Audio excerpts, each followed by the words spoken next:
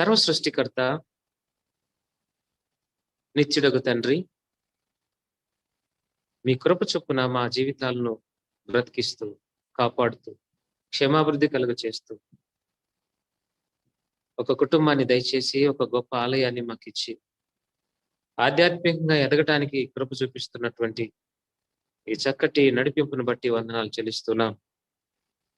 తండ్రి, ఏ పాటి వారము ఎక్కడో ఉండవలసినటువంటి వారం, అడవి ఒలివ మొక్కలాగా ఉండవలసినటువంటి మమ్మను క్రీస్తుతో అంటు కట్టబడి ప్రభా యథార్థమైన జీవితాన్ని, నీతిగల జీవితాన్ని, సాక్ష్యము కలిగినటువంటి జీవితాన్ని జీవించటానికి ఆత్మదేవుని సహాయం మీరు మాకు దయచేస్తున్నారు. వాక్యాన్ని ధ్యానిస్తుండగా కృప చూపించి మీరు మాతో మాట్లాడుదురని శిరములు వంచి ఉదయకాల స్తుతి ఆరాధన మీకు సమర్పిస్తూ మా మనవులు అంగీకరించి మాతో మాట్లాడమని, మమ్మల్ని క్షమించి మాతో మాట్లాడమని,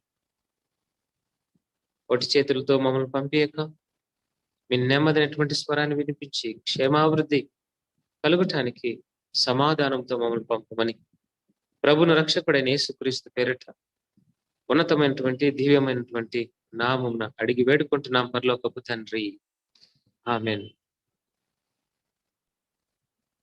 చదువుకున్నటువంటి వాక్య భాగము లూకా సువార్త 30 నుండి 35 వరకు మనం చదువుకున్నాం. అందులో మంచి సమరయుడు ఆయన చేసినటువంటి ఒక గొప్ప కార్యాన్ని మనం చూస్తున్నాం. చిన్ననాటి నుండే ఈ యొక్క వాక్య భాగం అంతా కూడా మనకు బాగా తెలుసు కదా. అయితే ప్రభు మరికొన్ని ఉద్దేశాలు, కొన్ని ఆలోచనలు మనతో పంచుకోవాలని ప్రభు ఇష్టపడుతున్నాడు. కాబట్టి కొద్దిగా మనం ధ్యానంలోకి వెళ్దాం, ధ్యానిద్దాం. ఒకసారి యేసయ్య దగ్గరికి సీనియర్ మోస్ట్ లాయర్ ఒక ఆయన వచ్చాడు. ధర్మశాస్త్రోపదేశకులు అంటారు వాళ్ళు. పరిశీలు కూడా బాగా ధర్మశాస్త్రాన్ని తెలిసినటువంటి వారు. వీరిరువురు కొన్ని ప్రశ్నలతో యేసయ్యను శోధించాలి అన్నటువంటి ఉద్దేశంతో ఆ లాయర్ వచ్చి, దేవా, పరలోక రాజ్యం పోవాలంటే ఏం చేయాలి యేసయ్య చెప్పండి అన్నాడు. అప్పుడు ప్రభు అన్నాడు, ధర్మశాస్త్రంలో ఏం రాస్తుందో చదువుకున్నావా అని అడిగాడు. ఏమడిగాడు ఆయన? యేసయ్య, నువ్వు చదువుకున్నావా? నువ్వు చదువుకుంటే నీకు అన్ని తెలుసు కదా, మళ్ళీ ఎందుకు కొడుతున్నావా అని అర్థం. చదువుకున్నావా? చదువుకున్నానయ్యా, నేను అన్ని చదువుకున్నాను. మరి అందులో ఏం రాసింది? పూర్ణ హృదయంతో దేవుని ఆరాధించాలి, నిన్ను వల్ల నీ పొరుగు వారిని ప్రేమించాలి. మరి అంతే కదా, అది చేయపో చాలు, నిత్య జీవం పొందుకుంటూ పో. మనోడు ఊరుకొనకుండా మళ్ళీ వెనక్కి వచ్చి, అయ్యా, పొరుగువారి నిన్ను వల్ల నీ పొరుగు వారిని ప్రేమించమన్నావే, ఎవరా పొరుగువారు? నా పొరుగువాడు ఎవరు అని మళ్ళీ ప్రశ్నిస్తాడు. అప్పుడు యేసయ్య ఈ కథ చెప్తూ వచ్చాడు. ఈ దినాన మనము ధ్యానించబోయేటువంటి సందేశం కూడా నీ పొరుగువారు ఎవరు అని మనం ప్రశ్నించుకోవాలి. ఓకే, వాక్యంలోకి మనము నెమ్మదిగా ధ్యానిద్దాం. లూకా సువార్త 10వ అధ్యాయం 30వ వచనంలో, ఒక మనుష్యుడు యెరూషలేము నుండి యెరికో పట్టణమునకు దిగి వెళ్ళుచు దొంగల చేతిలో చిక్కెను. వారు అతని బట్టలు దోచుకొని అతని కొట్టి కొర ప్రాణంతో విడిచి పోయిరి. ప్రియులారా, యెరూషలేము పట్టణము నుండి యెరికో పట్టణానికి 3000 అడుగుల దూరం, అంటే ఇంచుమించు 17 మైళ్ళు. మన భాషలో చెప్పాలంటే 20 కిలోమీటర్లు అనుకుందాం. 17 అంటే 23-24 కిలోమీటర్లు. ఓకే, ఏదైతే ఏముంది, యెరూషలేము నుండి ఒక వ్యక్తి దిగి యెరికోకు వెళ్తున్న సమయాన మార్గ మధ్యంలో అదంతా కూడా దొంగలు నివసించేటువంటి ఆ స్టీప్ వ్యాలీస్ అవన్నీ కూడా వారు దొంగతనం చేసి దోచుకొని బట్టలు, మరికొన్ని విషయాలు అతన్ని కొట్టి కొర ప్రాణంతో పడవేశాడు. ఈ లోపల యాజకుడు ఒక ఆయన వచ్చి చూసి వెళ్ళిపోయినాడు. అతనికి సహాయం చేయకుండా, యాజకుడు అంటే ఎవరు? పాస్టర్ గారు వచ్చి చూసి సహాయం చేయకుండా వెళ్ళిపోయాడు. మరి కొంతసేపటికి లేవీయుడు ఒక ఆయన వచ్చాడు. ఆయన కూడా ఆయనను చూసి, కొర ప్రాణంతో ఉన్నటువంటి ఆయనను చూసి దూరంగా ప్రక్కగా వెళ్ళిపోయాడని రాసి. కొద్దిసేపు తర్వాత మంచి సమరయుడు అనేటువంటి ఒక ఆయన వచ్చి ఆ కొర ప్రాణంతో ఉన్నటువంటి ఆయనను ఓదార్చి లేవనెత్తుకొని అతని నూనె, ద్రాక్షారసము అవినిచ్చి గాయాలు కట్టి తిరిగి యెరూషలేముకు తూర్పు ద్వారము నుండి యెరూషలేములోకి ప్రవేశించి యెరూషలేములో ఉన్నటువంటి ఒక పూటకూళ్ళవాడు, అంటే వారిని ఏమంటామంటే పెయిడ్ డబ్బులు కట్టి వారిని పోషిస్తారనమాట. మనం డబ్బులు కడితే వారు అన్ని భోజనం జస్ట్ లైక్ హాస్టల్ లాగా పూటకుళ్ళ వాని దగ్గర పెట్టేసి, ఆ పూటకుళ్ళ వానికి 2 దేనారాలు ఇచ్చి, నేను మళ్ళీ వస్తాను, ఏదైనా ఖర్చు అయితే ఇతన్ని బాగా చూసుకో, ఏదైనా ఖర్చు ఉంటే నేను ఇస్తానని చెప్పి ఆ సమరయుడు వెళ్ళిపోయినట్టుగా చూస్తాం. ప్రభునందు ప్రియులరా, ఈ యొక్క కథ ప్రభు చెప్పినటువంటి ఈ ఉపమానం, ఈ పారబుల్, దీనిని మనము అర్థం చేసుకోవాలి ఆత్మీయమైన కోణంలో. It's a replica of the second coming of Jesus. ఈ లోకానికి ప్రభు వచ్చినటువంటి రాకడ, తిరిగి ఆయన రాబోతున్నటువంటి 2వ రాకడకు సూచనగా మనకు కనపడుతుంది ప్రియుల. మరి ఇక్కడున్నటువంటి క్యారెక్టర్స్ ను అర్థం చేసుకోవాలని నేను మనవి చేస్తున్నాను. మొట్టమొదటి క్యారెక్టరు, ఒకడు యెరూషలేము నుండి యెరికోకు పట్టణానికి వెళ్తున్నప్పుడు మార్గ మధ్యంలో కొట్టి దోచుకోబడ్డాడు, కింద పడిపోయాడు. ఆ గాయములు తగిలి చనిపోయే స్థితిలో ఉన్నటువంటి ఆయనే నీవు నేను మనలను దుష్టుడైనటువంటి సాతానుడు మనలను కొట్టి బాధపెట్టి మన దగ్గర ఉన్నటువంటి నీతి వస్త్రాలను దోచుకొని తిరిగి సాతానుడు వెళ్ళిపోయాడు. మనం ఏ స్థితిలో ఉన్నాం ఇప్పుడు?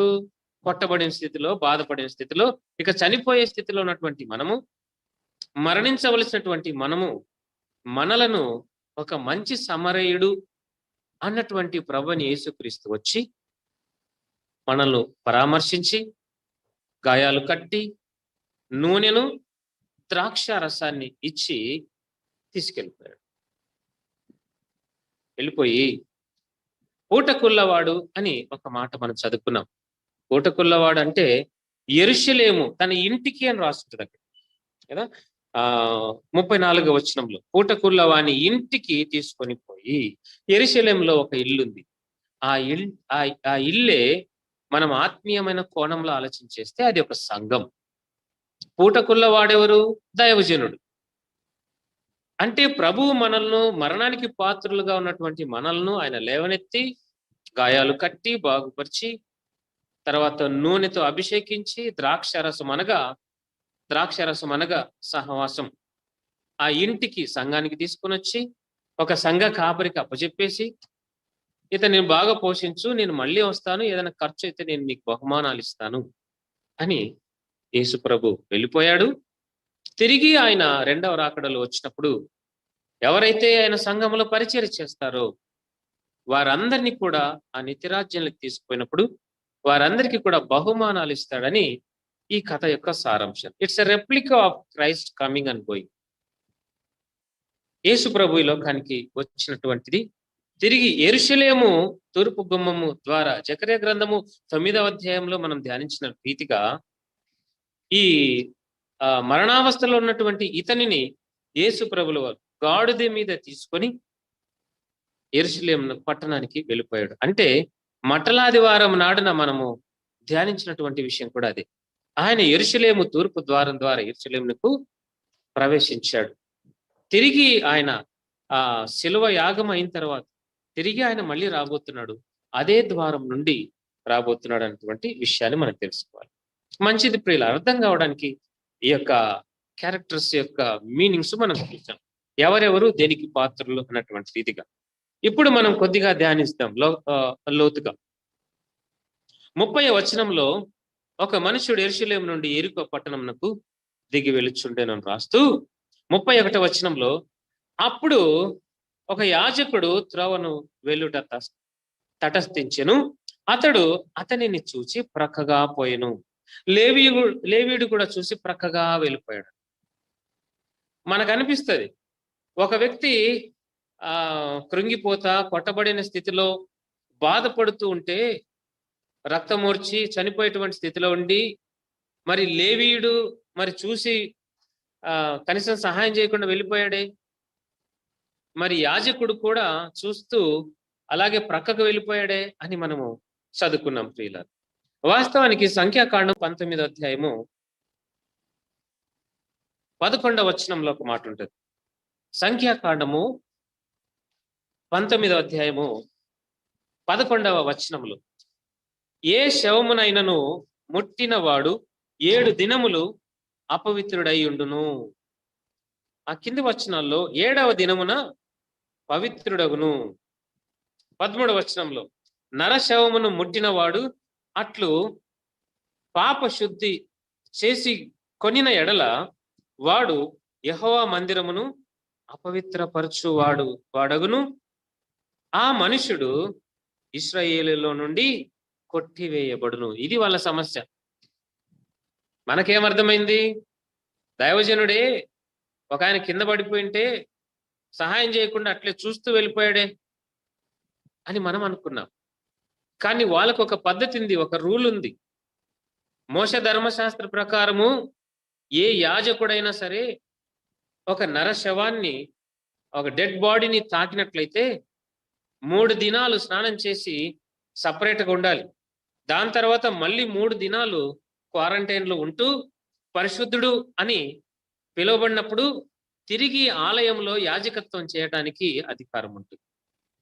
అంటే ఆ డెడ్ బాడీని తాకినటువంటి 7 దినాల తర్వాత తిరిగి ఆలయంలోనికి రావటానికి అర్హత. ఎందుకని? ఆ 7 దినాలు ఎప్పుడైతే తాకాడో అప్పుడు ఆ యాజకుడు అపవిత్రుడైపోతాడు. అదే రీతిగా లేవీయులు అని కూడా మనం చదువుకున్నాం. లేవీయులు ఎవరు? అహరోను వంశం నుండి వచ్చినటువంటి వారు యాజకులు. లేవీ గోత్రికులు ఎవరంటే ఈ యాజకులకు పరిచర్య చేసేటువంటి వారు, పరిచారకులు. అంటే చర్చిలో వారు హెల్ప్ చేసేటువంటి వారు ఈ లేవీయులు. అంటే ప్రత్యక్ష గుడారాన్ని తీసుకురావడము, పోవడము, కహాతీయులు, గెరారీయులు, మెరారీయులు వీళ్ళందరూ మనం చూస్తున్నాం కదా. మనకు తెలిసినటువంటి సందేశం అదంతా కూడా. అయితే ప్రియులరా, యాజకుడు, లేవీయుడు వీరిరువురు చూసి ప్రక్కకి వెళ్ళిపోయారు. సహాయం చేద్దాము అన్నటువంటి ఆలోచన వారికి ఉన్నా కూడా చేయలేనటువంటి పరిస్థితి. ఈ సీనియర్ లాయరు ప్రభుని ఒక మాట అడిగారు, ఎవరు నా పొరుగువాడు అన్నాడు. అప్పుడు యేసు ప్రభు ఈ కథ చెప్తున్నటువంటి ఈ సందర్భాన సమరయుడు అనేటువంటి ఒక ఆయన వచ్చాడని మనం చదువుకున్నాం. సమరయులు వాస్తవానికి వారు మనస్సాక్షి కలిగినటువంటి వారు. ఒకసారి యేసు ప్రభు 10 మంది కుష్ఠరోగులను బాగుపరిచినప్పుడు 9 మంది వెళ్ళిపోతారు. ఒక్క కుష్ఠరోగి మాత్రమే యేసయ్య దగ్గరికి వచ్చి కృతజ్ఞతలు చెల్లించి దేవాలయానికి వెళ్ళి అక్కడ కానుకలు సమర్పించినట్లుగా మనం చదువుకున్నాం. ఆ బాగుపడినటువంటి ఆయన ఆ కుష్ఠరోగి సమరయుడు అని రాయబడి. సమరయులు చాలా మంచి మనస్తత్వం గలవారు. అందుకే అక్కడ సమరయుడు వచ్చి పడిపోయినటువంటి స్థితిలో ఉన్నటువంటి వాడిని బాగుపరిచి, ద్రాక్ష రసం ఇచ్చి, ఆ నూనెనిచ్చి, గాడిద మీద తీసుకొని వెళ్ళిపోయి పుట్టుకలు వాడి దగ్గర పెట్టి పరామర్శించి అన్ని ఏర్పాట్లు చేశాడు, సహాయాన్ని చేశాడు. ఈ యాజకులు, ఈ లేవీయులు ధర్మశాస్త్రం ఏం చెప్తుందో అదే చేస్తున్నారు. ఈ సమరయుడు ఏం చేస్తున్నాడు? మనసాక్షి ఏం చెప్తుందో అది చేస్తున్నాడు. గమనించారా ఈ తేడాను?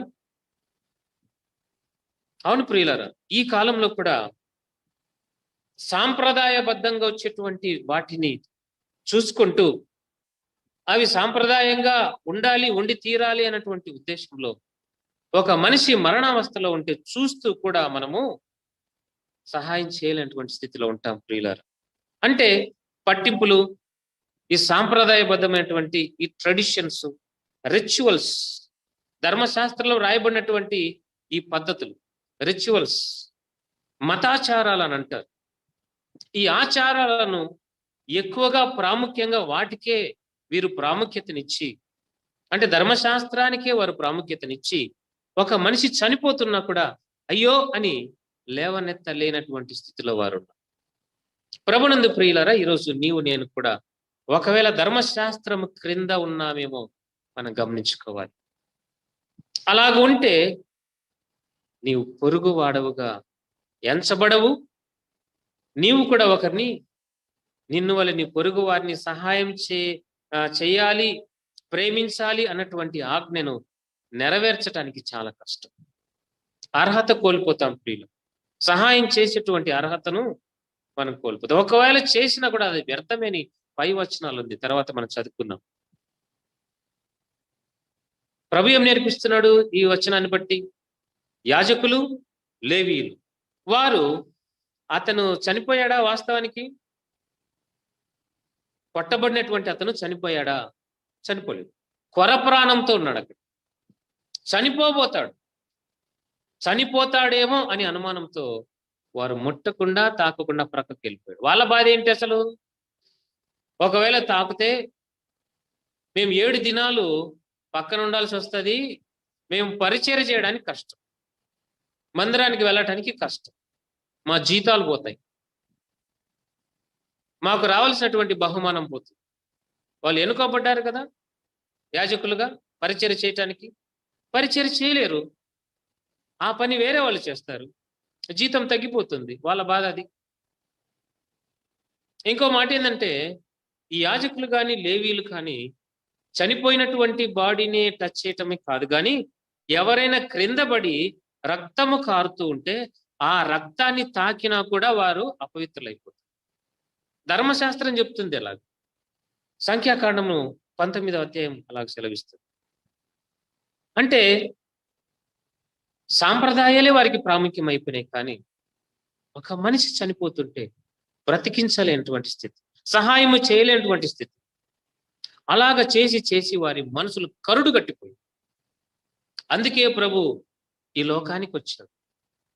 ధర్మశాస్త్రానుసారంగా జీవించేటువంటి ఏ వ్యక్తి అయినా సరే అలాగ ఉండకూడదు. ఇదిగో మంచి సమరయునిలాగా మీరుండాలి అని ప్రభు నీతో నాతో గుర్తు చేస్తున్నాడు ప్రియులారా. సరిగ్గా 722 ప్రాంతంలో క్రీస్తుకు పూర్వం సిరియన్లు వచ్చి, సిరియా రాజులు వచ్చి యెరూషలేమును ముట్టడి వేసి కొంతమంది తీసుకెళ్ళిపోయారు. 722 ఆ ప్రాంతం BC, బిఫోర్ క్రైస్ట్. తీసుకెళ్ళినప్పుడు చాలా మంది వృద్ధులు, కుంటివారు, అవిటివారు, బలహీనులను వాళ్ళందరినీ అలాగే వదిలేసి మిగతా వాళ్ళందరినీ కూడా చెరగా తీసుకెళ్ళిపోయారు, బానిసలుగా తీసుకెళ్ళిపోయారు. ఈ మిగిలినటువంటి వారు బలహీనులు, కుంటివారు, పెద్దలు, ముసలితనంతో ఉన్నటువంటి వారు, వీరందరినీ వదిలిపెట్టేశారు. వీరు సిరియన్లు కూడా కొంతమంది ఇక్కడ నివాసం చేసి వారితో వివాహం చేసుకొని అక్కడ ఉండగా ఆ ప్రదేశాన్ని షోమ్రోన్ అని కూడా పిలుస్తారు. వాస్తవానికి ఆ సమరయ అనేటువంటి ఆ ఊరికి ఆ పేరు వచ్చింది. ఎందుకు ఈ విషయాలని చెప్తున్నానంటే, దీన స్థితిలో ఉన్నటువంటి వాళ్ళకు మనస్సాక్షి ఉంది. బలహీనులకు మనస్సాక్షి ఉంది. సమరయుల గురించి మాట్లాడుతున్నాం. కుష్టి రోగులకు మనస్సాక్షి ఉంది. కుష్ఠరోగి కదా దేవుని దగ్గరికి వచ్చి అయ్యా థ్యాంక్స్ అయ్యా అని చెప్పింది. వృద్ధులకు, ఎన్నిక లేనటువంటి వారు, దేవర్ ద హాఫ్ జ్యూస్, సగము యూదులు సగము సిరియన్లు, వారికి పుట్టినటువంటి పిల్లలే సమరయులు. వారిని ప్రభు ఎన్నుకున్నాడు, వారికి ప్రాధాన్యత ఇస్తున్నాడు. ఎందుకని? వారికి మనస్సాక్షి వారిలో ఉంది, పని చేస్తుంది కాబట్టి. ప్రభునందు ప్రియులారా, నీకు మతాచారాలే ముఖ్యమైపోయినాయా? సాంప్రదాయాలు ప్రాముఖ్యమైందా? అయితే నీవు ధర్మశాస్త్రం నుండి క్రొత్త నిబంధనకు షిఫ్ట్ కావాలి, తప్పదు. ధర్మశాస్త్రం క్రిందనే ఒకవేళ జీవిస్తే నీకు మనస్సాక్షి ఉన్నా కూడా నువ్వు పని చేయలేవు. చెయ్యనివ్వదు ధర్మశాస్త్రం. ఆ సమరయుడు వచ్చి బాగుపరిచాడంట. మనస్సాక్షి. అందుకే ఆ కింద వచనాల్లో 36వ వచనం చూడండి, 3వ భాగం. అతడు అతని మీద జాలి పడిన వాడే అనెను. ఎవరంటే ఇతను? కాగా దొంగల చేతిలో చిక్కిన వానికి ఈ ముగ్గురిలో ఎవడు పొరుగువాడాయనని నీకు తోచుచున్నది అని యేసు అడగగా అతడు అతని మీద జాలి పడిన వాడే అనెను. ఎవరంటే ఆ ప్రభుకి ఇష్టమైనటువంటి వారు? ఎవరైతే జాలి పడతారో వారు క్రొత్త నిబంధనలో ఉన్నారు. క్రొత్త నిబంధన ప్రకారం జీవిస్తున్నటువంటి వారు. ఎవరైతే కఠిన హృదయం అయిపోయి చూస్తూ కూడా వెళ్ళిపోతున్నారో వారు ధర్మశాస్త్రానుసారంగా ధర్మశాస్త్రం అన్నటువంటి బంధకాల కింద ఉన్నారు అని సత్యాన్ని మనం తెలుసుకోవాలి ప్రియులారా. నాకు ఒక స్నేహితుడు యుఎస్ లో ఉన్నాడు. ఆడు ఇండియాకి వచ్చినప్పుడు ఆడికి జీతం దాదాపు 3.5 లక్షలు అక్కడ సాఫ్ట్వేర్ లోనే చేస్తున్నాడు. ఇద్దరం ఒకసారి అట్లాగా హోటల్కి పోయి బయటకు వస్తున్నప్పుడు బయట అడుక్కుంటే వాళ్ళు కనపడు. వాడి దగ్గర చాలా డబ్బులుంది, 3.5 లక్ష నెలకు జీతం. ఆ అడుక్కుండే వాళ్ళకు కనీసము ఒక 5-10 రూపాయలు ఇవ్వడానికి కూడా వానికి మనసు రాలేదు. ఆడేమో ఫుల్గా బాగా చక్కగా కడుపు నిండా తిన్నాడు. తినడం అట్లా పోనిచ్చి చాలా వేస్ట్ చేసినాడు. నాన్ వెజ్ అవి అంటే ఇవంటే అన్ని ఆర్డర్ ఇచ్చి చాలా మటు కొద్దిగా తినేసి అట్లా వేస్ట్ చేసేసినాడు. బయటకు వచ్చిన తర్వాత అడుక్కుండే వాళ్ళు ఉన్నారు. కడపలోనే చెప్తున్నాను నేను. వచ్చినప్పుడు చూసి లేదు బా అని అసహించుకొని గదురుకొని పోదాం పని వచ్చేసి, ఏమైంది నీ జీతము? నీకు మనస్సాక్షి ఉందా? అసలు నువ్వు క్రైస్తవుడివేనా? ప్రియులారా, చాలా మార్లు మనము పేదలను చూసి అసహించుకుంటాం. చాలా మార్లు పేదలకు తక్కువ ఇవ్వాలని చూస్తాం. వద్దు, ప్రభు చూస్తున్నాడు. నీ జాలి గల మనస్సును పట్టి ఆయన నిన్ను పరీక్షిస్తున్నాడు. ఇంకా నీవు ధర్మశాస్త్రం క్రిందనే ఉన్నావా? చూసి చూడనట్టు వెళ్ళిపోతున్నావు ప్రక్కకు? లేదా జాలిపడి మంచి సమరయునిలాగా వాళ్ళకు నీకు తోచినటువంటి సహాయాన్ని చేయడానికి ముందుకొస్తున్నావా? ఒకవేళ చేయటానికి నువ్వు సిద్ధపడితే ఆయన యెరూషలేము తూర్పు ద్వారం ద్వారా యెరూషలేములోకి ప్రవేశించినట్లుగా నిన్ను ఆయన తన గాడిద మీద తీసుకొని సంఘానికి అప్పచెప్తాడు. అప్పుడు నీవు సంఘస్థుడవు, సంఘంలో ఒక భాగము, క్రీస్తులో ఒక భాగము, సంఘస్థులుగా విశ్వాసిగా ఎంచబడతాం. నీవు ఎప్పుడు జాలిపడినప్పుడు. అక్కడ మీరు బాగా గమనించండి ప్రియులారా, 34వ వచనంలో అతనిని అంటే సమరయుడు అతనిని చూచి అతని మీద జాలిపడి దగ్గరకు పోయి నూనె ద్రాక్ష రసమును పోసి అతని గాయములను కట్టి, చూసారా, చూశాడు, తర్వాత జాలిపడ్డాడు, అంటే హృదయంలో ఒక డెసిషన్ తీసుకున్నాడు, దగ్గరకు పోయినాడు, ప్రాక్టికల్ గా ఉంచాడు, నూనె ఖర్చు పెడుతున్నాడు, ద్రాక్షారసం మరి ఎక్కువగా ఖర్చు పెడుతున్నాడు. దేవుడు నీకు ఎవరినైనా చూపిస్తే, చూసి అన్నటువంటి మాట ఉంది కదా, ఎవరినైనా ప్రభువు నీకు చూపిస్తే నువ్వు చూసి ప్రక్కగా లేవీయులలాగా యాజకుల్లాగా పక్కకి వెళ్ళిపోతున్నావా? అయితే కఠినడవు అని తీర్పు తీర్చబడతాం. కఠినుల ఎదుట ఆయన కఠినాన్ని చూపిస్తాడు అన్నాడు కదా. మంచితనం ఉంటే దేవుడు కూడా మంచి చూపిస్తాడు. ప్రియులరా, దేవుడు నీ దృష్టికి నా దృష్టికి ఎవరినైనా చూపించిన తర్వాత నీ హృదయం ఎలాగ స్పందిస్తుంది? నెంబర్ 2, జాలిపడి. Jesus was moved with compassion. జాలి గల కనికరము చేత ఆయన ప్రజలను చూశాడు. ఆ చూపులోనే కనికరం కనపడుతుంది. మరి ఒక భిక్షగాళ్ళని పక్కన పెట్టి ఒక అవసరతలో ఉన్నటువంటి నీ సంఘస్థులను, నీ కుటుంబీకులలో ఎవరైనా వారిని చూసి మనకెందుకులే అని తప్పుకుంటున్నామేమో. మనతో ప్రభు సూటిగా మాట్లాడుతున్నాడు ప్రియులారా. మన భక్తి జీవితం అంతా కూడా వ్యర్థమైపోతుంది. వారి యొక్క రిచువల్స్ అన్ని కూడా, వాళ్ళ బాధ ఏంది? లేవీయులకు ఆ యాజకులకు మేము పోవాలా, దేవుని ఆలయంలో పరిచర్య చేయాలి. వీడు చచ్చిపోయినా పర్వాలేదు, ప్రభు అంగీకరిస్తాడా? మనమే అంగీకరించాం, ప్రభు దాకెందుకు? నీలో స్పందన రావాలి. ఒకవేళ అదే స్థితిలో నీ కుమారుడు ఉంటే, నీ కుమార్తె ఉంటే, నీకు ఇష్టమైనటువంటి మీ బంధువులు ఎవరైనా ఉంటే, నీ తల్లి ఉంటే, నీ తండ్రి ఉంటే నువ్వు చేయవా? అదే స్పందన నిన్ను వలె నీ పొరుగు వారిని ప్రేమించుము అన్నటువంటి అర్థాన్ని ఇస్తుంది ప్రియులారా. నీ బిడ్డలను ఎంతగా ప్రేమిస్తున్నావో అడుక్కునేటువంటి ఆ బిడ్డలను కూడా, ఆ అనాథ బిడ్డలను కూడా నువ్వు అదే ప్రేమతో చూడాలి. ప్రేమలో తేడా వచ్చిందా, మనస్సాక్షి లేని వారమని మనమే నిర్ధారించుకోవచ్చు ప్రియులారా. నో, మన బిడ్డలు ఆ ఏజ్ లో ఉన్నటువంటి వారందరినీ ఒకే రకంగా మనం ప్రేమించాలి. చాలా మంది ముసలి వాళ్ళని కూడా కనపడుతుంటారు కదా, వారిని కూడా చూసి చూడనట్టు వెళ్ళిపోతుంటారు. ఆ స్థానంలో మన తల్లిదండ్రులు ఉంటే వెళ్ళిపోతామా? అంటే సమరయుడు మనస్సాక్షి గలవాడు, మనం కూడా మనస్సాక్షి కలిగి జీవించాలి. ప్రభువైన యేసుక్రీస్తు శిలువ రక్తం ద్వారా కడుగబడినటువంటి మనము, రక్షణ పొందుకున్నటువంటి మనము, ప్రత్యేకించబడినటువంటి మనము క్రీస్తు మనస్సు కలిగి క్రీస్తు మనస్సు కలిగి కనికరాన్ని చూపిస్తూ బ్రతకాలి ఈ లోకం. ప్రియులారా, అక్కడ ఏం రాసింది? దగ్గరకు పోయి అంటే తన యొక్క మైండ్ లో వచ్చినటువంటి ఆలోచన, he kept that idea in practical. His idea was in action. అయ్యో పాపం అని ఎవరైనా చెప్తారమ్మా? సహోదరుడా, సహోదరి, అయ్యో పాపం అని ఎవరైనా చెప్తారు. అడుక్కునేవాడు కూడా నిన్ను చూసి అయ్యో పాపం అంటాడు, తెలుసా? అది కాదు నీ స్పందన. ఏముంది అక్కడ?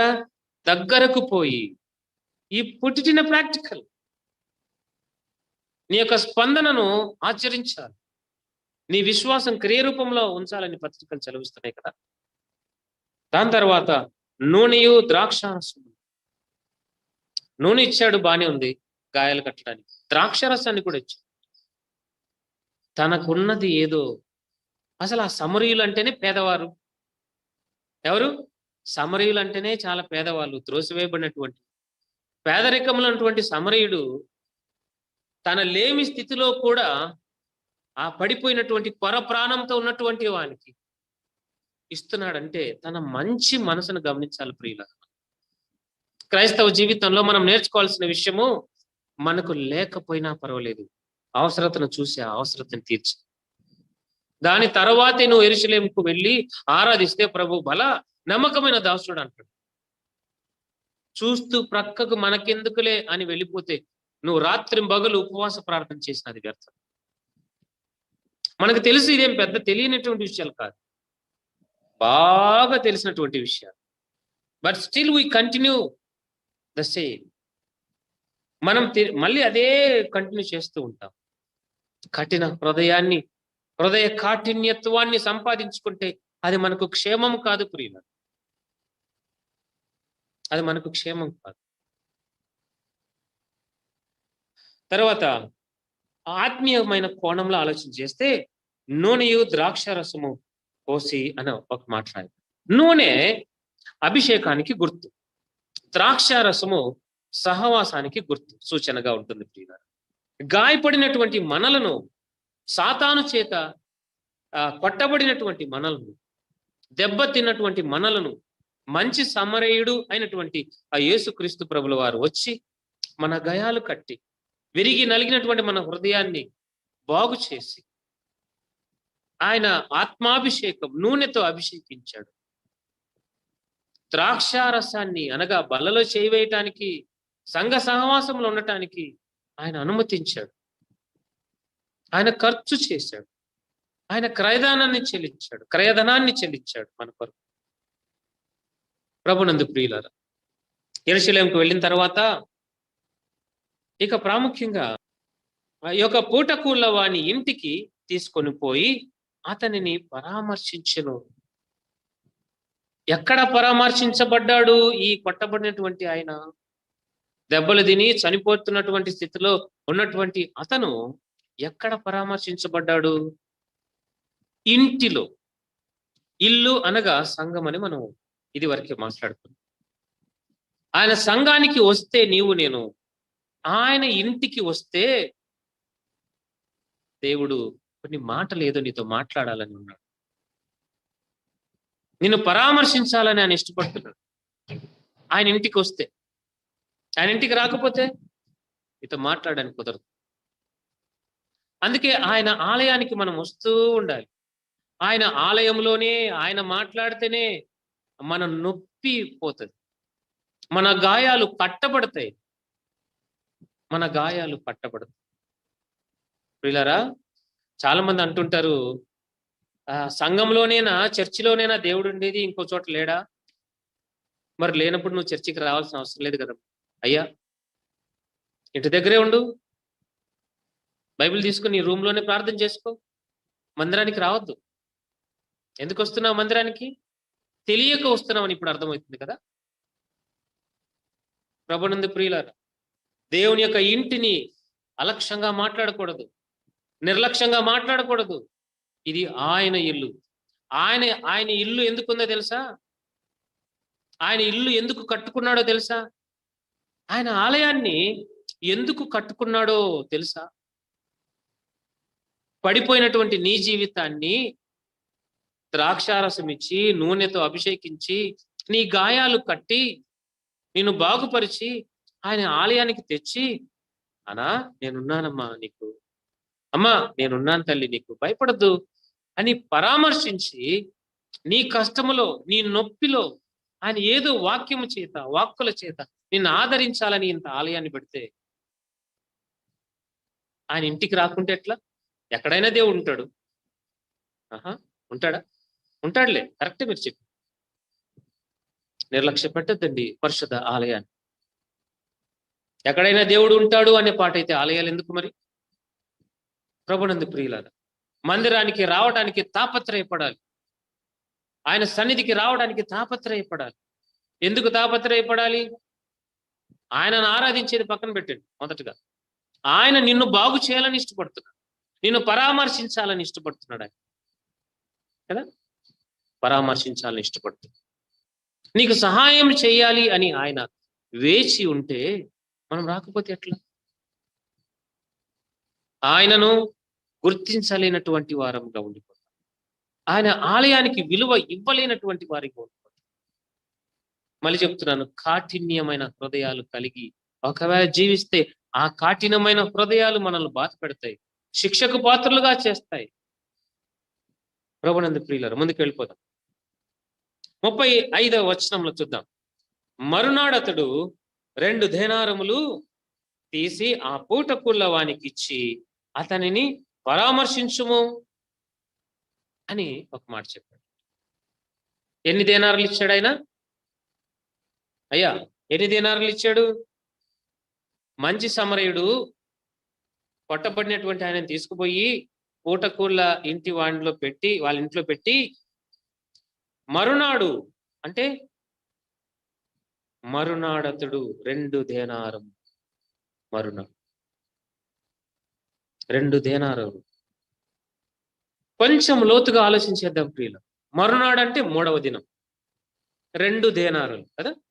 ఇక్కడ మనం కొద్దిగా ఆగి ఆలోచించేద్దాం. యేసు ప్రభుల వారు కూడా ఈ మంచి సమరయునిలాగా యెరూషలేము తూర్పు గుమ్మం ద్వారా యెరూషలేము పట్టణానికి ప్రవేశించాడు. ప్రవేశించిన తరువాత ఆయన కలువరి శిలువలో మరణమయ్యాడు. మరణమైన తర్వాత, శిలువ యాగం జరిగిన తర్వాత మరునాడు 3వ దినాన ఆయన పునరుద్ధానునిగా లేచాడు. ఆమేన్, దేవుని స్తోత్రం కలుగునుగా. 3వ దినాన, మరునాడు, ఇక్కడ రాయబడింది చదువుకున్నటువంటి వాక్యం మాట కూడా అదే. మరునాడు ఆ మంచి సమరయుడు వచ్చి ఏం చేశాడంట? 2 దేనారములు ఇచ్చాడు.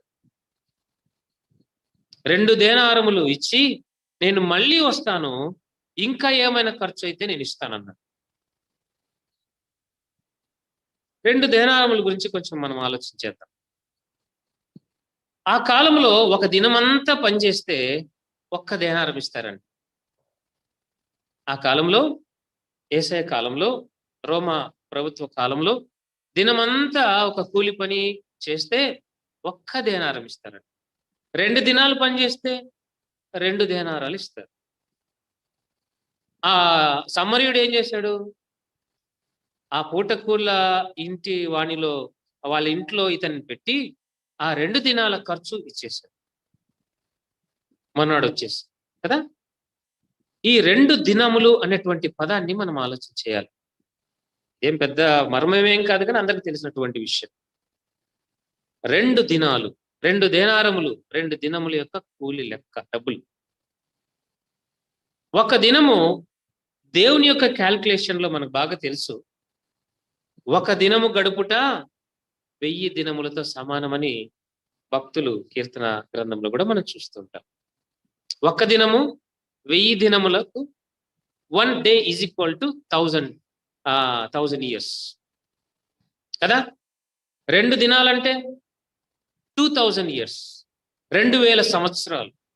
సరిగ్గా యేసు ప్రభు వచ్చి ఈ లోకానికి 2000 సంవత్సరాలు అయింది కదా.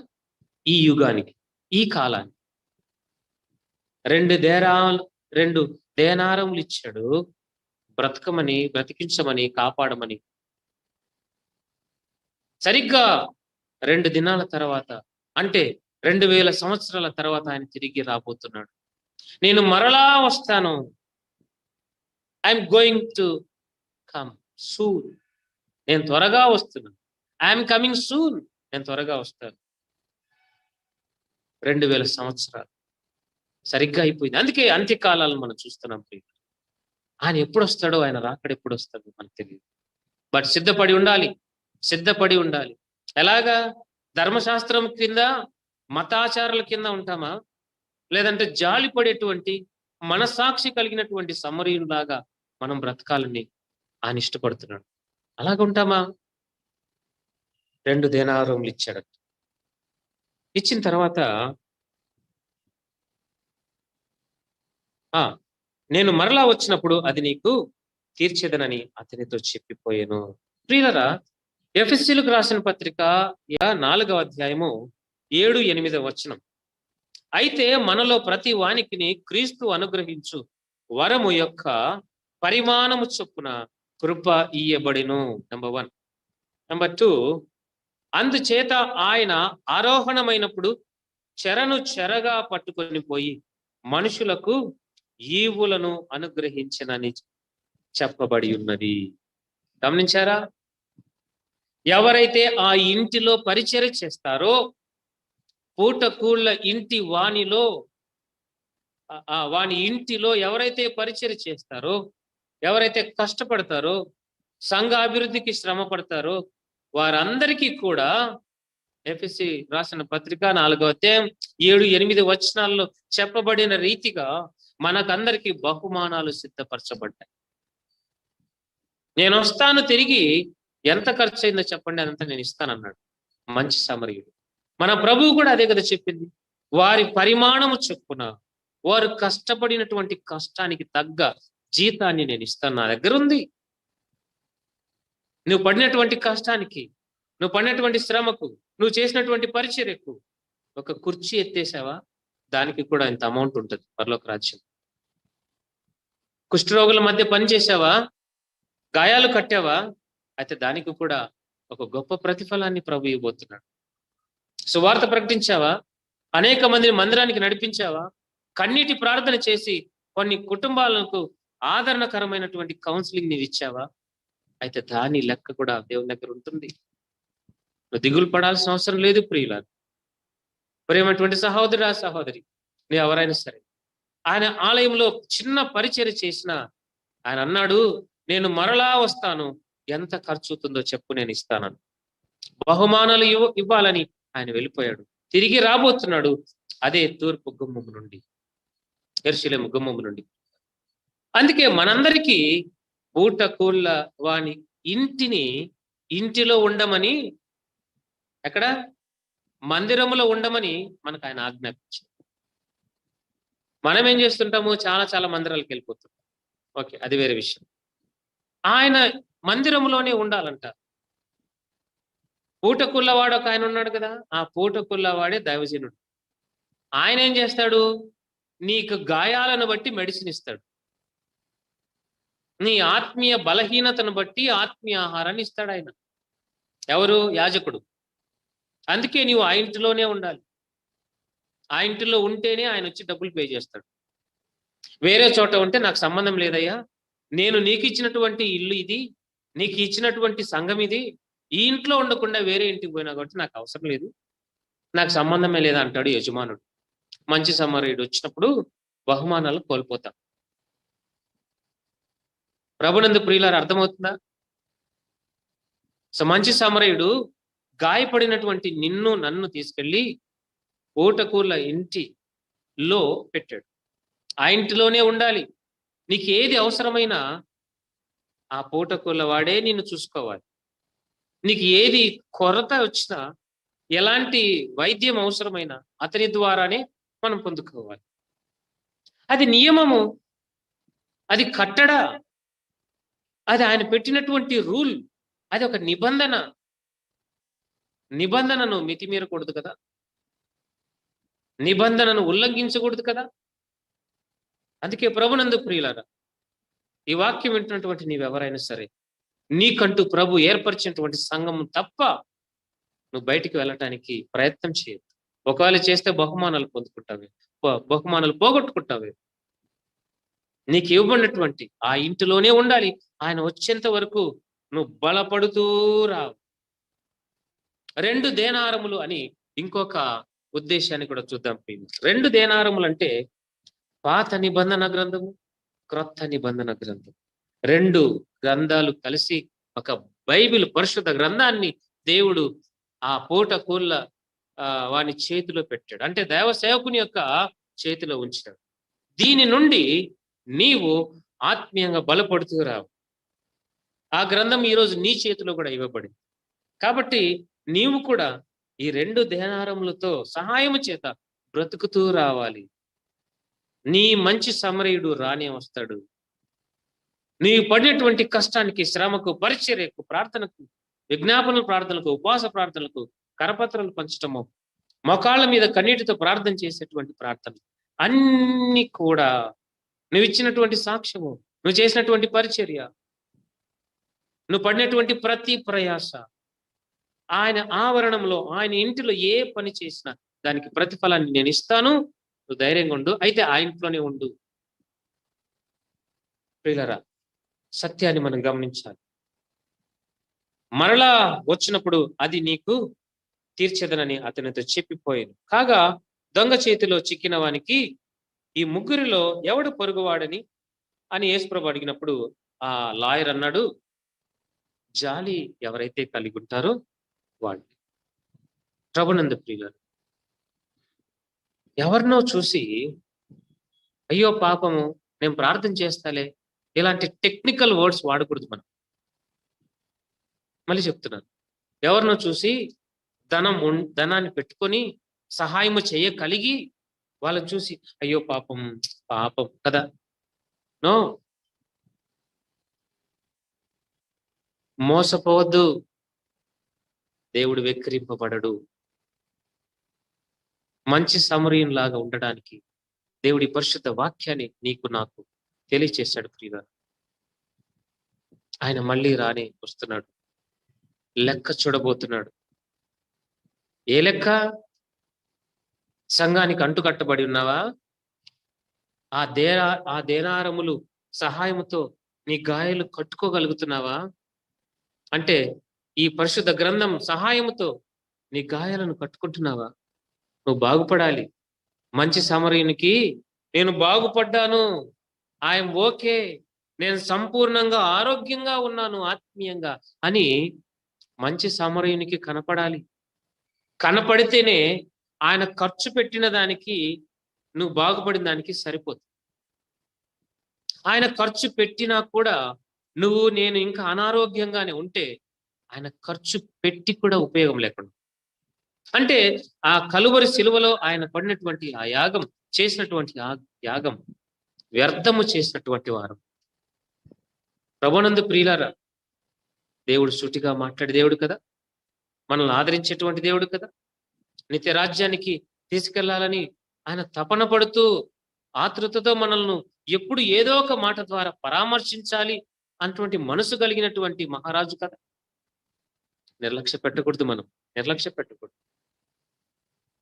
ప్రక్కకు పోయేటువంటి మనస్తత్వము పాత నిబంధన గ్రంథము కింద బంధకాల్లో ఉన్నటువంటి మతాచారాలను ఫాలో అవుతున్నటువంటి క్రైస్తవత్వం.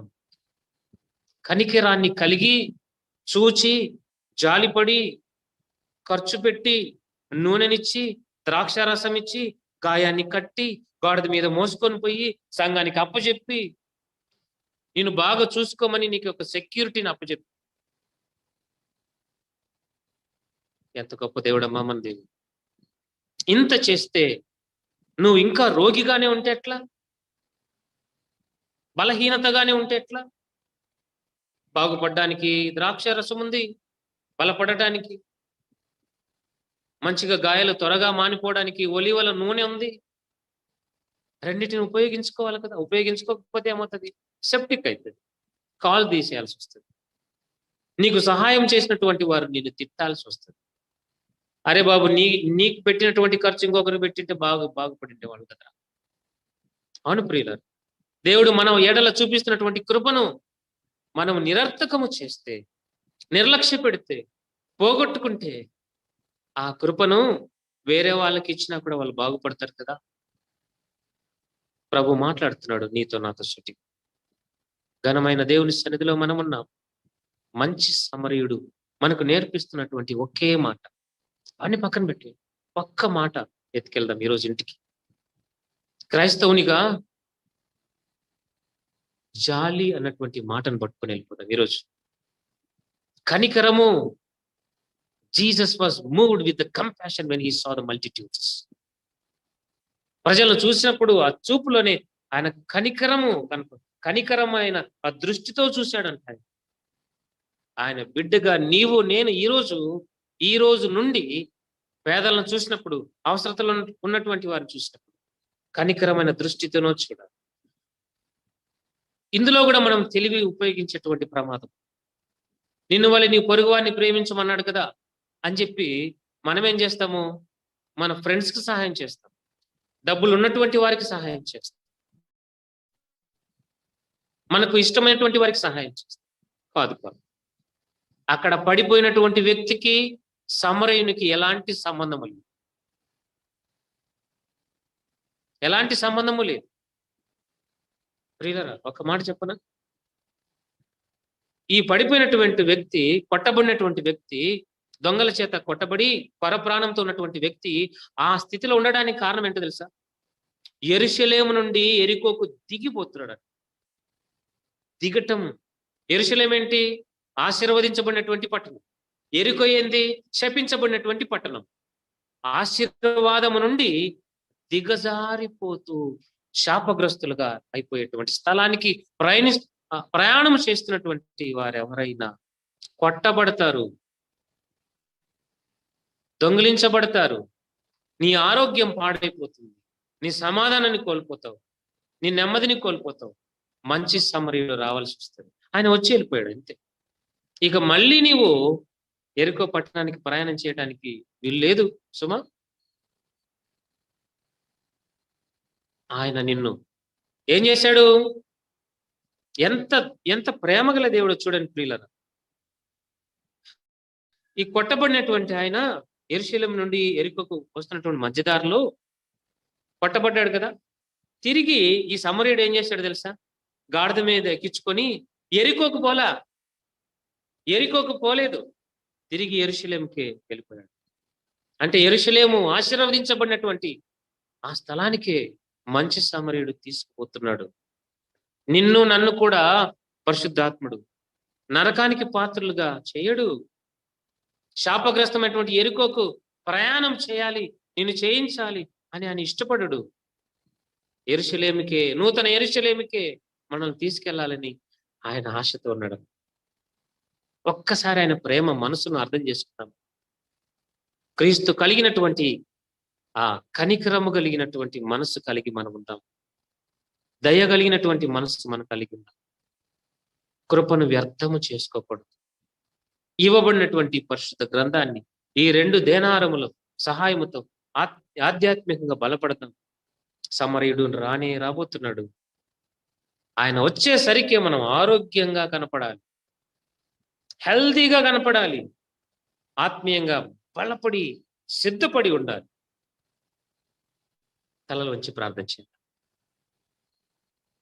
పరిశుద్ధుడా, మహాగణుడా, దివ్యమైన మీ సన్నిధిలో మంచి సమరయుని యొక్క మనస్సును మాకు కలుగ చేయమని ప్రార్థన చేస్తున్నాం. మాలో ఉందయ్యా ఆ మంచి మనసు, కానీ మేము ఉపయోగించటం లేదు. క్షమించండి ప్రభువా. ప్రభుగల తండ్రి, అనేక మార్లు ఎంతో మందిని ప్రభా, నిరాశలో ఉన్నటువంటి వారిని మీరు మాకు చూపించారు. కానీ మేము చూసి చూడనట్టు వెళ్ళిపోయామేమో. మాకేమి లేని ప్రక్కదారిన వెళ్ళిపోయామేమో. సాంప్రదాయాలు ముఖ్యం కాదు, కనికరము గల మనసే ప్రాముఖ్యమని వాక్యం ద్వారా తెలియజేసినందుకు స్తోత్రాలు. పాత నిబంధన బంధకాల్లో మేము ఉండకూడదని, ధర్మశాస్త్రపు బంధకాల్లో మేము ఉండకూడదని, కలువరి శిలువ విడుదల చేసినటువంటి స్వేచ్ఛ జీవితంలో కనికర మనసును కలిగి, యేసయ్య కలిగినటువంటి ఆ మంచి మనసు మేము కూడా కలిగి జీవించాలని మీరు ఇష్టపడ్డారు. ఈ వాక్య పరిచయం మా కొరకు చేసినందుకు స్తోత్రాలయ్య. మా ప్రధాన యాజకుడా మీకు వందనాలు తండ్రి, వందనాలు. శిరములు వంచుతున్నా ప్రభా, మీలాగా జీవించేటువంటి మనసు మాకు అనుగ్రహించి, నూనెతో మమ్మల్ని అభిషేకించావు. గాయముల చేత పడి ఉన్నటువంటి మమ్మను, చచ్చిన వారముగా ఉన్నటువంటి మమ్మలను, చనిపోయే స్థితిలో మరణానికి పాత్రలుగా ఉన్నటువంటి మమ్మను మీరు లేవనెత్తావు, పరామర్శించావు, గాయాలు కట్టావు, నూనె చేత అభిషేకించావు, ద్రాక్షారసం చేత సహవాసాన్ని దయచేసావు, దేవుని ఇంటిని మాకు చూపించావు, మాకు కాపరిగా పూటకుళ్ళ వాణిని మాకు సహాయకరంగా ఉంచినందుకు స్తోత్రాలు. తిరిగి మీరు రాబోతున్నారు. ఆధ్యాత్మికంగా బలపడి ఆరోగ్యవంతంగా కనపడటానికి సహాయం చేయమని ప్రార్థిస్తాం. మా ఆత్మీయ స్థితికి మేమే ఉత్తరవాదులమని గుర్తెరిగి మీ సన్నిధిలో భయముతో మిమ్మల్ని అర్థం చేసుకుంటాం. క్రీస్తు యేసు కలిగిన మనసు మేము కలిగి ఉండటానికి సహాయం చేయమని మా ప్రభును రక్షకుడైన యేసుక్రీస్తు ఉన్నతమైన నామం ప్రార్థన చేసి మిక్కిలి వినయంతో వేడుకుంటున్నాం పరలోకపు తండ్రి, ఆమేన్. అలాగే ప్రియులారా, మీరు తలలు వంచండి. ఎవరైనా పుట్టుక దినాలు, బర్త్డేస్ ఎవరైనా జరుపుకుంటూ ఉంటే, అదే రీతిగా వివాహాలు, వెడ్డింగ్ యానివర్సరీ ఎవరైనా చేసుకుంటూ ఉంటే మీరున్న పాటున అలాగ తలలు వంచండి. చిన్న ప్రార్థన చేద్దాం. కనికరముల తండ్రి, సృష్టికర్త, అనాది కాల సంకల్పము చొప్పున జతపరిచినటువంటి కుటుంబాలను ప్రభా, దాంపత్య జీవితంలో మరి యొక్క సంవత్సరాన్ని దయాకిరీటంగా, మరి యొక్క పుట్టుక దినాన్ని మీరు ఇచ్చినందుకు స్తోత్రాలు ప్రభా. మా ప్రియులను బలపరచండి. మీరు ఇచ్చినటువంటి 2 దేనారముల చేత బలపడటానికి, ఆత్మాభిషేకము కలిగి సంఘ సహవాసములో ఒక బాధ్యతగా పరిచయం చేస్తే బహుమానాలు ఉన్నాయి అనేటువంటి సత్యాన్ని తెలుసుకొని మా ప్రియులు ఈ నూతన సంవత్సరం అంతా కూడా మీ కృప చేత భద్రపరిచి మీ కొరకు జీవించి బిడ్డలాగున ఆశీర్వదించమని ప్రార్థన చేస్తున్నాం. గత సంవత్సరంలో మీరు మేలు చేశారు, కృప చూపించారు. మీకు వందనాలు. ఎన్నో ప్రమాదాల నుండి తప్పించారు, మరణం నుండి తప్పించారు, మనస్పర్ధల నుండి తప్పించినందుకు స్తోత్రాలయ్యా. నూతన సంవత్సరంలో ప్రభు చక్కగా దీవెనలతో కూడినటువంటి సంవత్సరంలోనికి అడుగు పెట్టి ఉండగా మీ కృపను కాపుదలను అనుగ్రహించి బిడ్డలను నిత్యము మీ కాపుదలలో మీ రెక్క చాటున భద్రపరిచి ఆత్మీయంగా వర్ధిల్ల చేయమని, దినదినానికి మీ సన్నిధికి దగ్గరగా చూసుకున్నామని, మెండైనటువంటి దీవెనలతో దీవించమని ప్రభును రక్షకుడైన యేసుక్రీస్తు శ్రేష్టమైన నామమున, ఉన్నతమైన నామమున, దయగలిగినటువంటి నామమును ప్రార్థన చేస్తున్నాం పరలోకపు తండ్రి, ఆమేన్.